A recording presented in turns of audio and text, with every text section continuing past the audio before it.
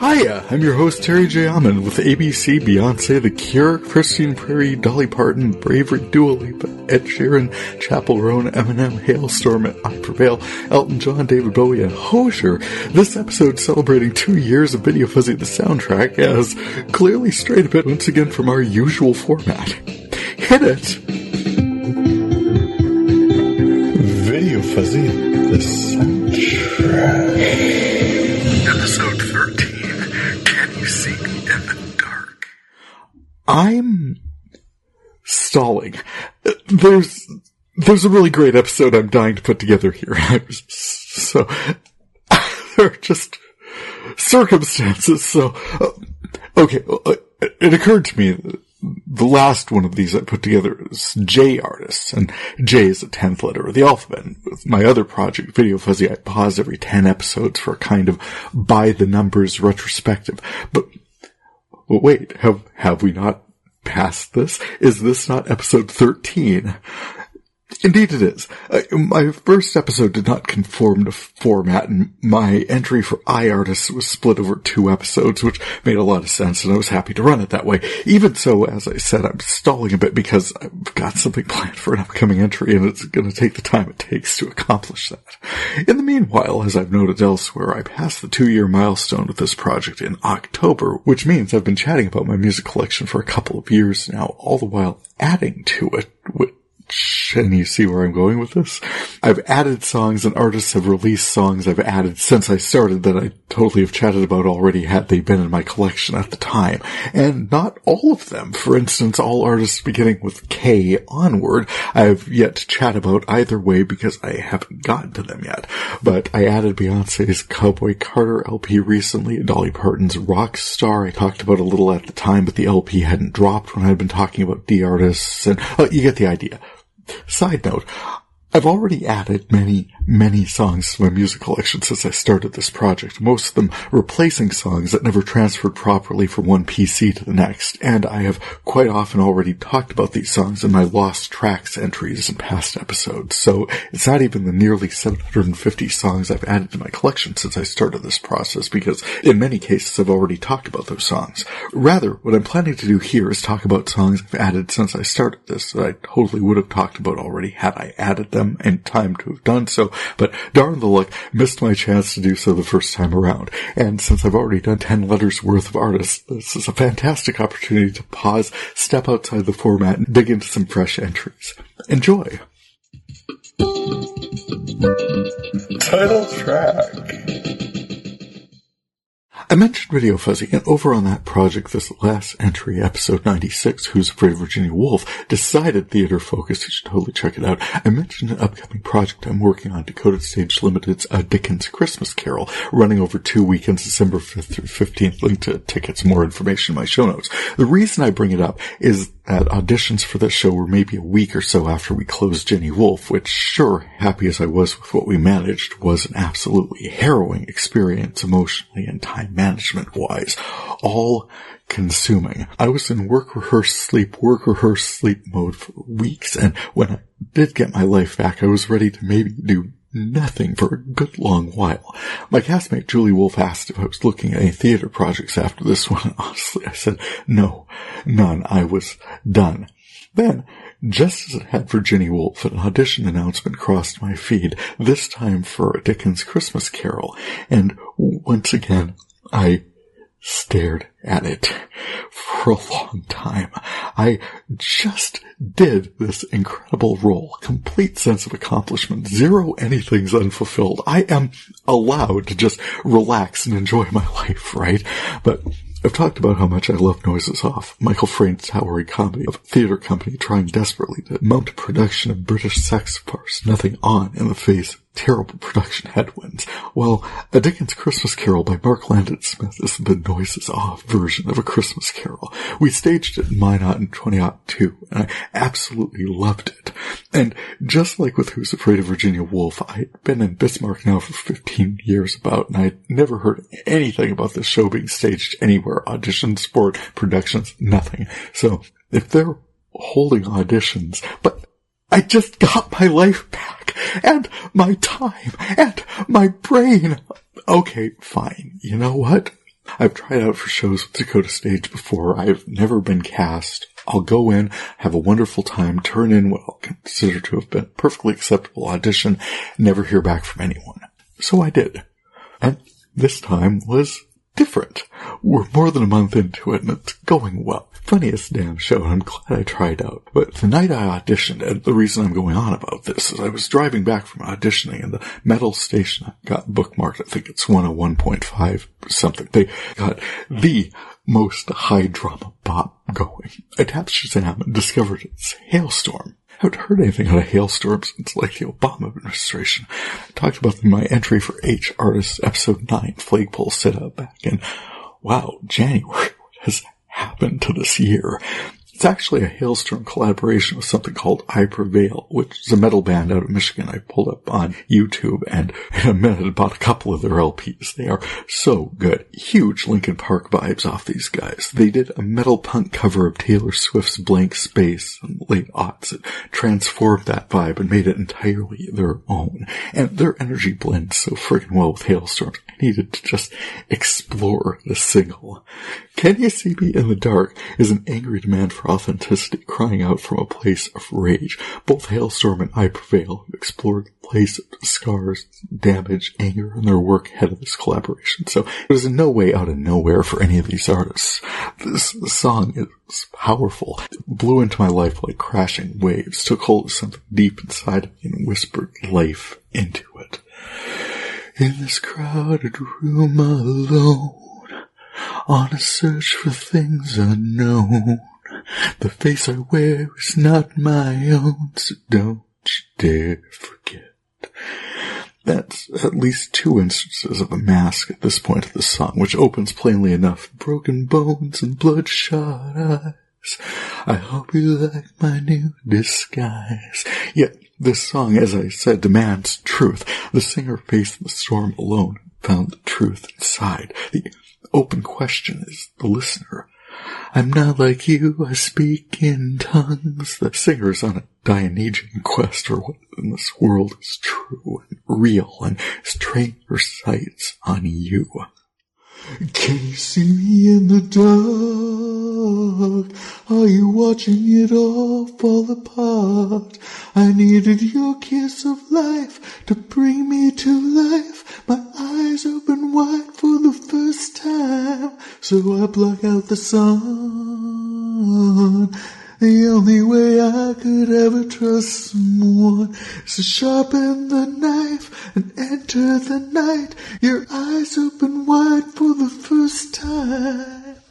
The singer is calling out betrayal from a place of mistrust, a truth manipulated and broken by past treacheries.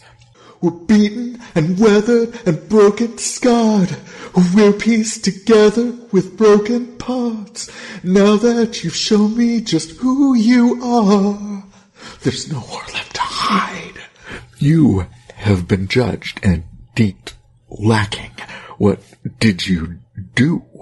Betrayal of Trust, Shades of Bring Me to Life by Amy Lee of Evanescence, another high drama bop. The only clue I got here is Kiss of Life needed to bring her to life, but that can actually go a lot of different directions. The singer is vengeance, so whatever she's avenging, it's justice, only by her own reckoning, but you can hear the energies in the song. It's towering. Whatever was done, whatever was taken, whatever stolen brought this being into existence. Brokenness, a shade she pulls on, maybe to appear vulnerable, maybe masking vulnerability, mourning a loss of innocence, maybe. All we know of this confrontation is the rage behind it, and it's directed pretty clearly at the listener. Come feast your eyes on me. Can you see me in the dark? Can you see me in the dark? Can you see me in the dark? Can you see me in the dark? You're watching it all fall apart.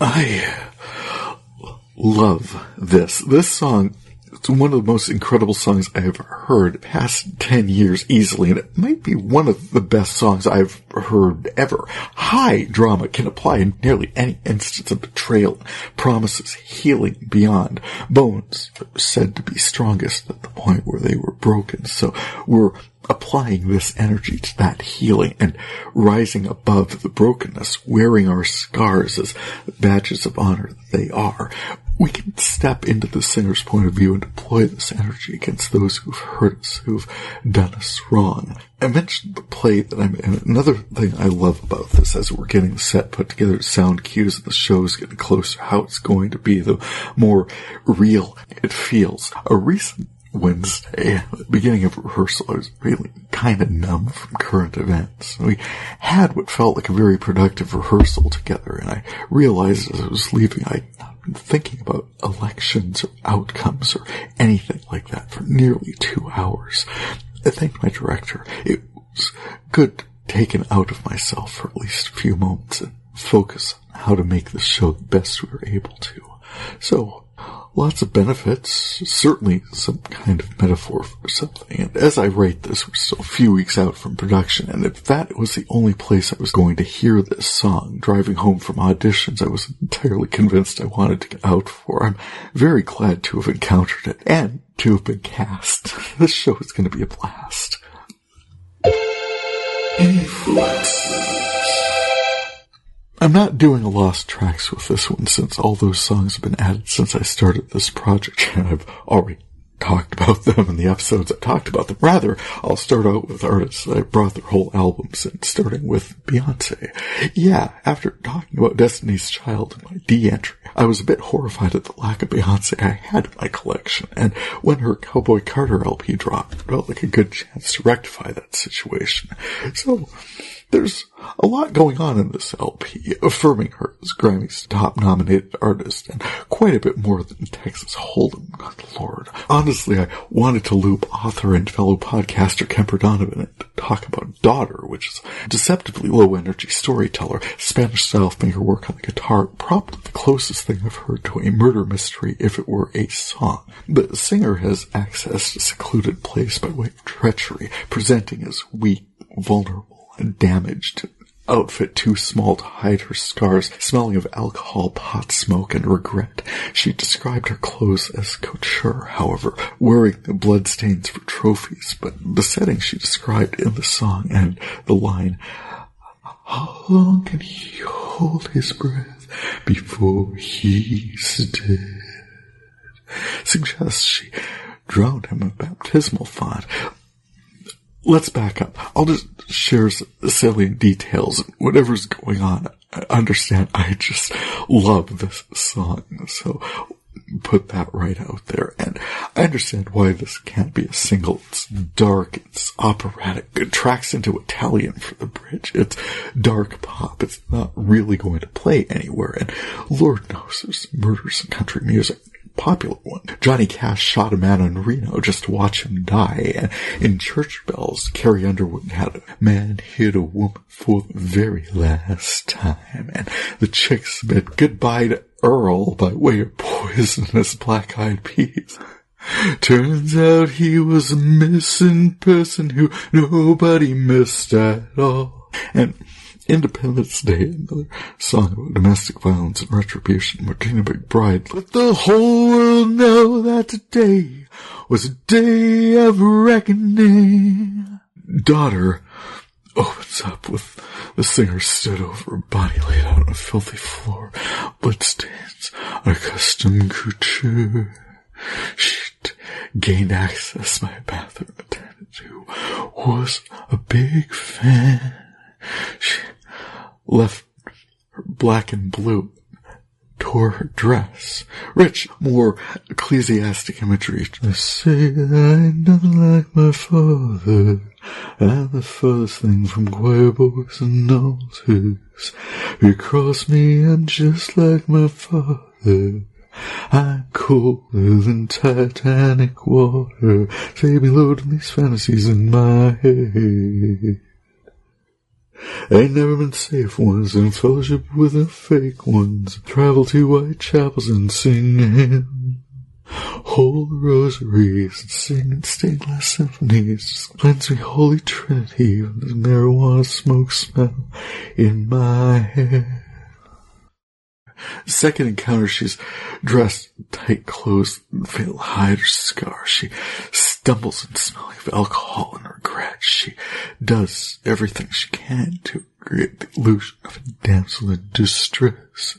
When her victim's guard is down, she strangles him or drowns him, maybe in a baptismal font. I guess I saw that whole scene taking place in the cathedral because of all the imagery in the chorus. Next line, she bursts into opera. So, it's pretty dramatic and beautifully written. The imagery is just vivid, and no, I not heard this anywhere else. I mean, there's a lot of great stuff on this LP. There's guest appearances by Willie Nelson, Linda Martell, Miley Cyrus, Boozy, Post Malone, Dolly Parton, Dolly chiming in to congratulate Miss Honeybee on her reimagination of Jolene. She's far more confrontational than Dolly got with her in 1973.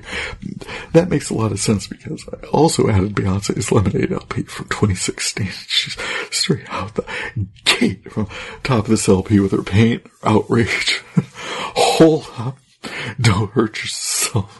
Sorry, where she calls out Becky with good hair. And I don't know what small island nation Jay-Z had to purchase for her after this particular breach of trust, but she'd not be able to wear it every day. No.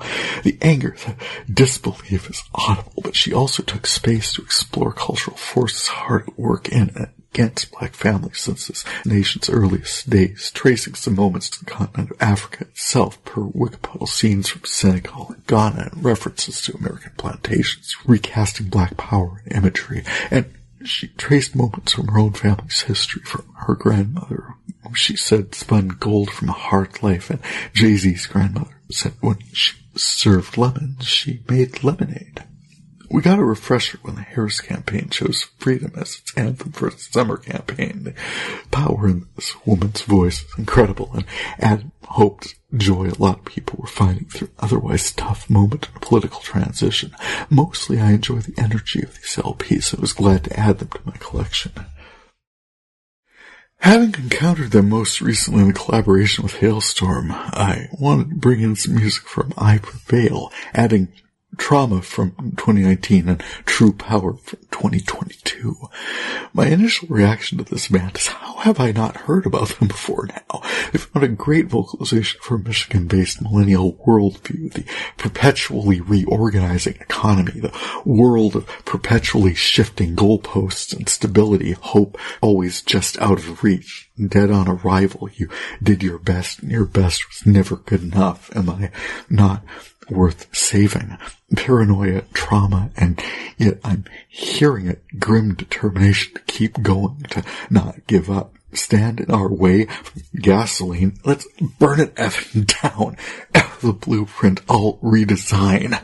The vocals by Brian Burkheiser, Light, and Eric Malberg, Cookie Monster, have an amazing blend. I enjoyed the studio LPs. I think there's a darkness in the 2022 release I wasn't really seeking out as we moved into the second week of November and beyond. But their energy is fantastic. They're mad, and I'm feeling that. Absolutely found some resonance with that these days, for sure. Good addition. I mentioned Dolly Parton up there in her Rockstar release last fall. I feel like I did talk about this a bit in my D artists, but apart from serving decent of something less than confrontational in World on Fire, she's absolutely crafted a world of sound in this LP. Her original title track, Rockstar, talks about chasing one's dreams and going for it, and her Bygones collaboration with Rob Halford was a mature look at regret and reconciliation. Along with her originals, her many, many covers often involved original artists and so many collaborations. She laid down tracks with Sting, Steve Perry, Steven Tyler, Joan Jett, Ann Wilson, John Fogerty, Peter Frampton, Paul McCartney, Ringo Starr, Michael McDonald, Kid Rock, Simon Le Bon, Linda Perry, Ronnie McDowell, Pat Benatar, Sheryl Crow, Emmylou Harris, Chris Stapleton, Lizzo, Elton John, Melissa Etheridge, Debbie Harry, Miley Cyrus, Pink, Brenda Carlisle, Stevie Nicks, and Leonard Skinner. I mean, holy cow, she's assembled We Are the World levels of collaboration for this thing. The LP is a testament to her range, style, and frankly, humor. She clearly had a lot of fun putting Rockstar together. I was happy to celebrate her, celebration here of creativity, collaboration, and freedom she's found interpreting these classics. Utterly brilliant. Finally, heard about The Cure's recent release, Songs from a Lost World. I need to track it down. I'm not as enthusiastic as other fans, maybe, but I'm absolutely feeling some warmth for this release, which is downright orchestral at different points, and is absolutely 8 songs by The Cure. As others have noted in my hearing, there's less pressure for the breakout hit, the Friday I'm in Love, Just Like Heaven, or Fascination Street. This LP is heavier on contemplation, long, moody instrumental passages, Robert Smith just letting the rest of the band take center stage for a while. The energy in so much of this release harkens back to their Disintegration days, which is absolutely of interest to me. So yeah, there's only a few breakout pop hit potentials in this one, but Smith knows how to write a damn song. Nothing is forever is beautiful slow burn. Drone No Drone has some fantastic pop energy, and the deeply poetic, fragile thing is, I feel, the best way the sentiment has ever been expressed, and may finally prod me along in some writing I've had on deck for a while. I've run into shades of it before, of course, like in The Good Place. The way they said it there was the words of Eleanor Shellstrop. Every human is a little bit sad all the time, because we know all this comes to an end. In the Cure song, A Fragile Thing, it comes to a head here. This love is a fragile thing, there's nothing you can do to change the end. Which is just harrowing, but only because it's so damn friggin' real, you know? I've mourned my love for Ralph many, many times, knowing how I'm going to feel if anything happens. I mean, 13 years later, still together, still happy, still in love. I absolutely know that's not everyone's story, but I also know right now, however happy I am at this particular moment, I am not going to be okay. And I guess those moments of reflection is my mind enjoying the moment while at the same time bracing itself, storing away and enjoying what happiness I can experience, because however it comes, I know full well there's nothing I can do to change the end. Well said, sir. Oh, sorry. I know I said finally, but heading out of influences here, I had a little good news on the Brenda Weiler front. I saw a copy of her 2007 release, And the Rain, turned up as available on Discogs.com. You can't really add it here yet till it arrives, but I'm so excited I might soon be able to reunite the 3 tracks I already have from that LP with their friends, and from what I have been able to hear of it from her YouTube channel, I am excited to hear the rest. Breakouts. In Artists with Multiple Songs in my collection, I added an extended playlist of Brother Saturn's ambient pieces. Sleep Drone A, Misfit Drone, Awake in Your Dreams, Heartstrings for Guitar, and Moon Drone A all hold the same kind of energy you can hear in his A Slow Dance release from 2018. In Atmosphere, DJ and ambient musician Drew Brady, who releases the occasional exploration on Instagram as MIDI Bear, layers loops of instrumental tranquility into calming, meditative tracks that are, well, as the name suggests, atmospheric. Quiet, peaceful, beautiful tracks that evoke images of the night sky at dusk, just as the stars and what's beyond our sky reveals itself. He also released a track I added called Y2K. This one is Chromadrift. He's identified Chromadrift as edgier explorations, almost soundtrack-style releases. There's more complex instrumentation in this one, an invitation to chaos perhaps, but you can hear it laid over a bedding of longer musical phrases that speak to the stability underpinning confusion. Maybe this is just something my mind is reading into it, but I found it comforting. I also added several more entries by Canadian artist Tim Blaze, including, well, this isn't its name, it's just what I'm calling it, it's a function. The title looks like a derivative cosine of theta, but I am unlettered in mathematical formulae, so just taking the context of the lyrics, it sounded like a calculation of mechanical advantage. I also added his celebration of the LIGO detection of gravitational waves emanating from the collision of 2 neutron stars a few years ago, Eminemium, which is a hard look at Oppenheimer and the responsibility of science, the application of their discoveries. Actually teared up listening to that one the first time. Then, along with Lucasite, which I've mentioned elsewhere, I added his sea shanty, Soon May the Vaccine Come, which was quite enjoyable energy-wise. guys. Finally, Chapel Roan was a featured artist at the 2024 Video Music Awards, and I added a couple of her songs to my collection based on hearing them on the radio. I added Casual, which was racy but quite enjoyable, and Good Luck Babe, which I honestly haven't made all the lyrics, but which also sounds fun, but a longer view of that puzzle presented by Intimacy, Want, and Need. You can kiss 100 boys in bars, shoot another shot just to start the feeling. You can say it's just the way you are, make a new excuse, another stupid reason. Good luck, babe. Good luck, babe. You'd have to start the world just to start the feeling. Good luck, babe. Good luck, babe. You have to start the world just to stop the feeling. Oh, getting back to those boys in bars. 100, you say? Fascinating. Sparks. A few of my Sparks artists with only one song in my collection I added after hearing them in movies or on television, including some I've already talked about elsewhere, so just to mention them here, I ran into Eminem's Houdini on the 2024 MTV Video Music Awards show I mentioned up there. He reprised his entrance number to the 2000 VMA with a small army of Eminem lookalikes bopping to the tune of The Real Slim Shady, which, honestly, the two songs have a lot of similarities, though Houdini samples the Steve Miller Band's Abracadabra and updates a lot of references. Interestingly enough, name-checking 2024 VMA host Megan Thee Stallion and shares a title with Dua Lipa's release earlier this year. I noticed this isn't technically a spark, however, since I have more Eminem in my collection. I just had singles by these artists in this entry, which is fine. ABC, however, does only have the one entry in my entire collection. I ran into the song when I cataloged Hamlet 2 for Big Sister podcast VideoFuzzy. Their song, The Look of Love, has a familiar title, but a very different song than Dusty Springfield sang for David Niven's Casino Royale, or Suzanne Hoff sang for Austin Powers. Rather, it's 70s flavored love bomb evoking David Bowie and Tom Jones. When your girls left you out on the pavement, and your dreams fall apart at the seams, your reason for living's your reason for leaving. Don't ask me what it means. Where's the... I don't know the answer to that question. What's the look? If I knew, I would tell you. Where's the look? Look for your information. The one thing. The one thing that still holds true.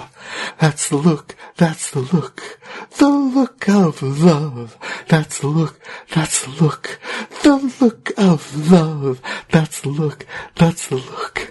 The look of love.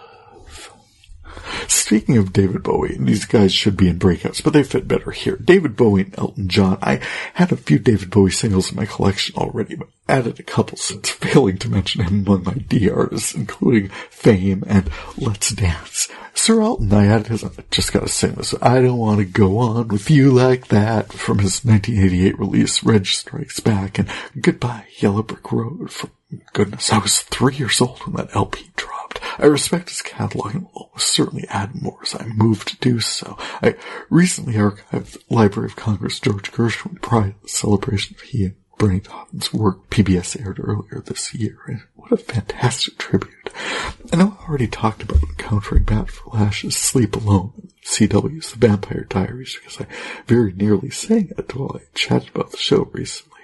Well, what an oversight. Oh, my dove, I can't stand sleep alone. No sweetheart in the dark to call my own. You're my own, you're my own, I can sing it, I can't grow. Darkness is a stranger in my only low. And the chorus, lonely, lonely, lonely. My mother told me the dream of love is too hard to dream. Lonely, lonely, lonely. My mother told me the dream of love is too hard to dream. Love that song. It's so earnest, goth, and tragic. Speaking of which, I added Dasha's Austin, which is a kind of weird little storyteller. A pair of lovebirds plan to hit the road, make it big in LA. Big day comes. No communication, no show, no nothing. She goes to his house. What the hell? He's not even packed up and ready to go.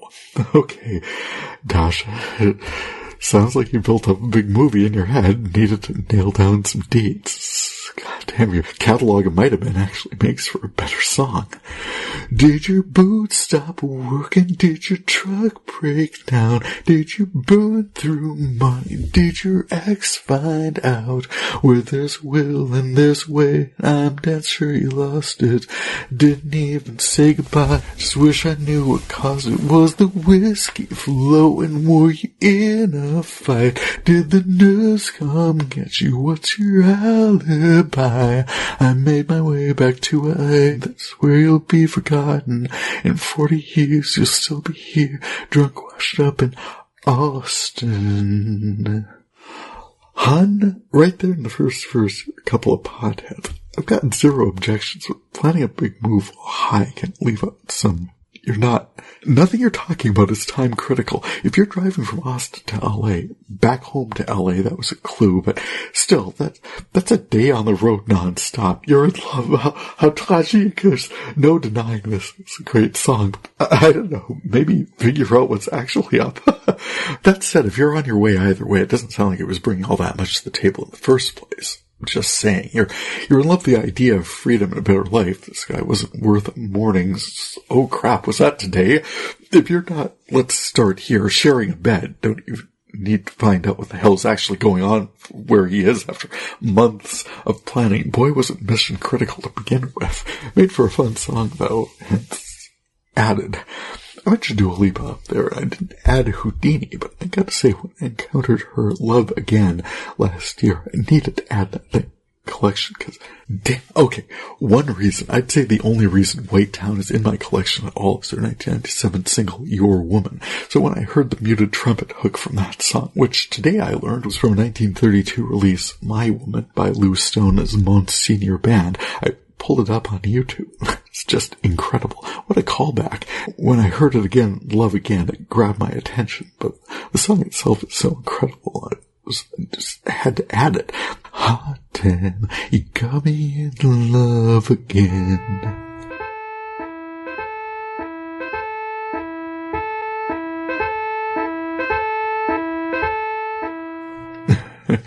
What a triumph of construction, theme, style, and message. And from about that time period, the White Town time period, that is, I added the 1999 release Bad Touch by the Bloodhound Gang. That was another media-inspired inclusion. I tracked it down and pulled it in after hearing it again at the fourth-season premiere of The Umbrella Academy and a couple other places in that show as well. The energy was perfect for Luther to dance to as a stripper. It flowed beneath the other scenes seamlessly. It's such an irreverently naughty song, delightfully inappropriate. Love, the kind you clean up with a mop and bucket like the lost catacombs of Egypt. Only God knows where we stuck it. Hieroglyphics, let me Pacific, want to sail in your South Seas, back at the motion of your ocean. Small craft advisories. God, it was so much fun to encounter it like that. It was the perfect soundtrack. Other songs I added for encountering them, coffee shops and things. I wanted to add Christine Perry's waltzy little 1,000 Years for about 1,000 more, but I'd never gotten around to it. It's a sweet, sappy little piece of heartbreakingly earnest melodrama. What you gonna do? It just fits the vibes sometimes. Oh, sure, I added his Too Sweet without having a really great sense of the song. In all honesty, it reads a little gross, though. Sure, the romance of a simpler, slower-paced lifestyle, but the song puts a sharp point on conflicts and relationships. How do you sleep so well? You go to bed at 10. I go to sleep at 3. I work into the night. You enjoy a work-life balance. There's a couple of other unspoken conflicts, which, if you take your rest 5 hours apart, what space do you reserve for intimacy? You treat your mouth as if it's heaven's gate. and your body like the TSA, and I'm like, red flags, fella. I get the man is following, but he's out here like Ron Swanson, waking up dark as a lake, smelling like a campfire, lost in the haze. And it's like, well, there's a few ways that happens, camping or abduction. I really need to understand more about the woman's reaction to these observations. Until then, I'll take my whiskey neat, my coffee black, and my bed at 3. Apparently alone. Always an absolute celebration of whoever he's with in his songs. Ed Sheeran, I add another one of his here of his 2021 equal sign release, Shivers. Ooh, I love it when you do it like that, and when you close up, give me the shivers. Oh baby, you wanna dance till the sunlight cracks, and when they say the party's over, then we'll bring it right back. Happy to have that in here.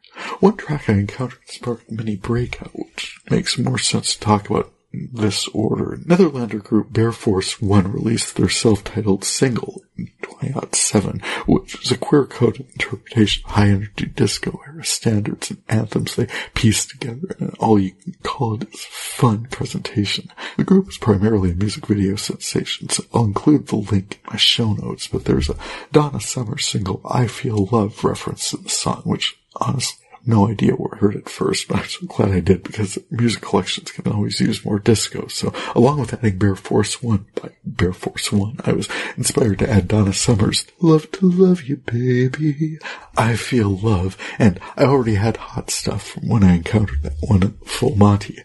Really, these guys are so much fun. I've added a couple of Bear themed songs to my collection. When those artists come into view, I'll have more to say about them. Speaking of inspiration, a couple of songs got in here when I was tracking down, well, as recently as title track Can You See Me in the Dark. Actually, they popped up during my search for that song, and I was like, oh wow, Billy Squier, I haven't heard that song in ages. No, not The Stroke. You're hilarious. I added Squire's 1981 release In the Dark, so yeah, that song is 43 years old, and it's this fantastic exploration of high drama, minor key need shouting into the universe.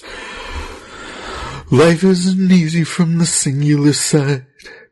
Down in the hole, some emotions are hard to hide.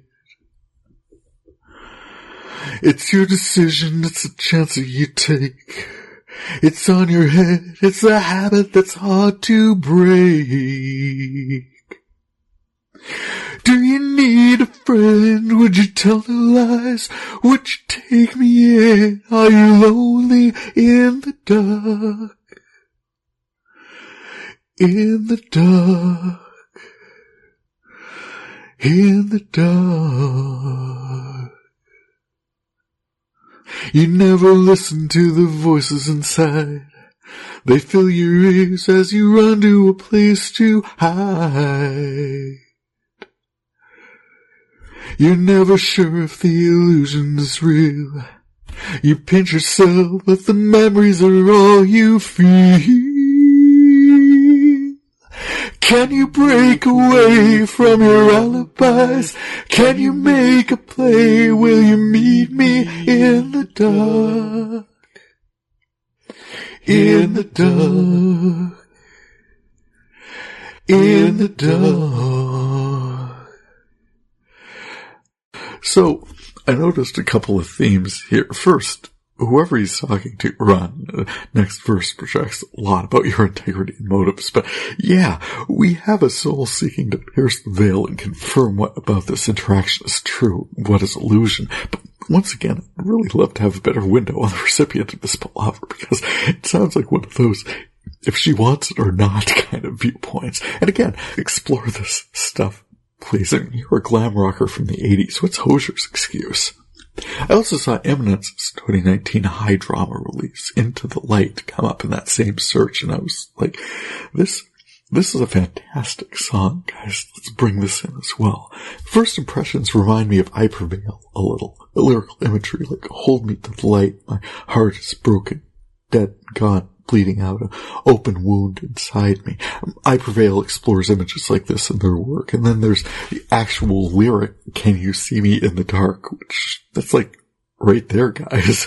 The last two were a little random, but it speaks again to the actually random ways my song collection has grown. I'll be watching shows, cataloging my media collection, or just completing it, calling up songs I know I want to add and then finding new ones. Fits and feats of nostalgia. Something new just grabs my attention. Shazam is incredibly helpful because not only does it tell me what a song is, it saves info until I can get to my computer again and add it. I'm close with The Bravery, their 2005 release, An Honest Mistake. I added this after running into the Rube Goldberg-style music video on disc 60.3 cataloging my classic collection. After bringing it in and listening to it, I can say it's a vibe I'm feeling right about now. The singer is upset by the listener's reaction to something they've done inadvertently. It sounds like they've misspoken or revealed something irredeemable. The song keeps it vague for widest possible applicability, but what's unmistakable from the energy and tone is that the singer has truly messed up and is begging forgiveness. Sometimes I forget I'm still awake. I mess up and say these things out loud. My old friend, I swear I never meant for this. I never meant. Don't look at me that way. It was an honest mistake. Don't look at me that way. It was an honest mistake. An honest mistake. An honest mistake.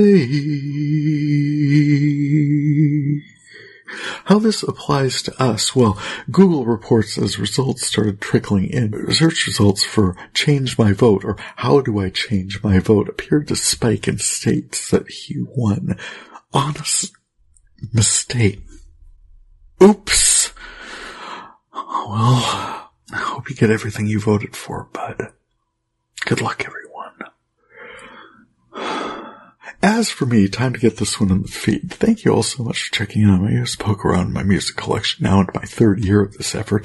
As always, anything that might have reminded anyone of singing in this or any VideoFuzzy production, let me assure you that it wasn't. Any low-bar karaoke attempts you may have encountered, this tiny little indie project would only have been included as illustrative purposes, fair use review, certainly weren't meant to infringe on anyone's license and copyright or distribution agreement. Go forth, buy songs, support the artists you love. Meanwhile, please add, follow, and subscribe to VideoFuzzy the Soundtrack wherever you get your podcasts, and check out Big Sister Podcast VideoFuzzy if you get a chance. And for those of you in the area, I mentioned it up there, come watch me chew up some scenery as Scrooge in the hilarious Dakota Stage limited production of A Dickens Christmas Carol in Bismarck, December 5th and 15th. Tickets and information you can find at dakotastage.org. And with any questions, comments, or artist suggestions, please contact me through my show notes or by email to tjama1970@yahoo.com. For VideoFuzzy the Soundtrack, I'm Terry J. Aman.